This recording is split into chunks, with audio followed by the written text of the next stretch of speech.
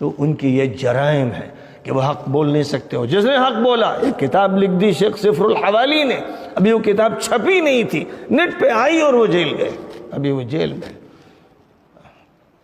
80 سال کے قریب ان کی عمر ہے، بیمار ہیں، ان کی صاحبزادوں کو بھی جیل میں ڈال دیا گیا.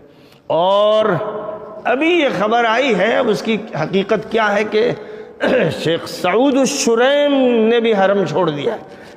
کہا جا رہا ہے کہ بیماری کی وجہ سے انہوں نے استعفیٰ دیا ہے اور ان کا استعفیٰ شاہ سلمان نے قبول کر لیا ہے. لیکن اندر کی باتیں یہ ہیں کہ وہ جو کہنا چاہتے ہیں وہ کہہ نہیں سکتے، اور جو ہو رہا ہے اسے دیکھ نہیں سکتے. تو جو صالح آل طالب کے ساتھ ہوا، انہوں نے اپنے کو بچایا کہ مجھے بھی جیل میں ٹھوس دیں گے، تو انہوں نے صرف استعفیٰ پیش کر دیا کہ بھئی اب میں حرم میں خدمت نہیں کر سکتا. اس وقت ایک بھونچال ہے، پوری دنیا کے عوام